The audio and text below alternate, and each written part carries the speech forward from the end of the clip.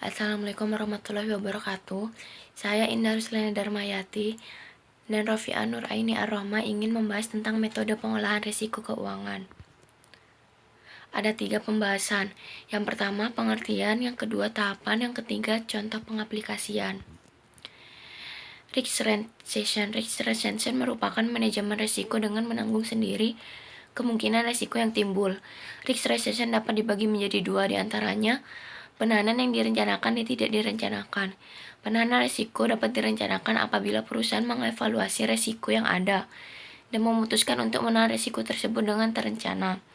Pada kondisi lain, perusahaan tidak sadar akan risiko yang ia hadapi, sehingga perusahaan menahan risiko yang ada dengan tidak terencana. Yang kedua, ada pendanaan risiko yang ditahan. Risiko yang ditahan dapat didanai dan tidak didanai. Apabila perusahaan menetapkan dana khusus untuk mendanai risiko dan risiko tidak muncul, maka risiko tidak didanai.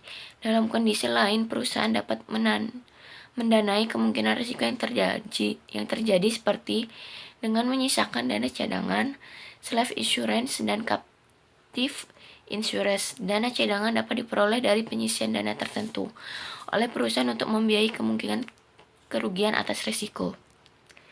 Tahapan risk retention. Yang pertama, melakukan identifikasi risiko. Yang kedua, membuat indikator penilaian. Yang tiga, menanggapi risiko. Yang keempat, implementasi. Yang kelima, monitoring dan evaluasi. Selanjutnya, contoh aplikasi metode risk retention, di mana contoh aplikasi metode risk retention ini diambil dari jurnal yang berjudul Manajemen Risiko Dana Tabaruk PT Asuransi Jiwa Syariah Al-Amin. Salah satu lembaga keuangan non-bank yaitu lembaga asuransi. Asuransi berperan dalam mengelola kepercayaan peserta asuransi untuk mengelola dana tabaruk dengan baik.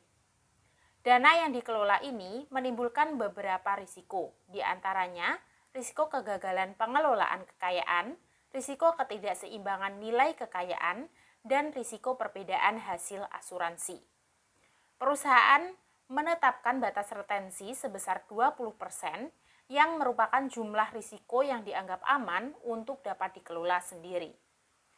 Respon perusahaan asuransi terhadap risiko tersebut yakni dilakukan dengan diversifikasi produk dan investasi, merubah tarif asuransi, membagi risiko dengan pihak lain, dan melakukan pendanaan risiko. Sekian presentasi dari kami. Apabila ada salah kata, kami mohon maaf. Wassalamualaikum warahmatullahi wabarakatuh.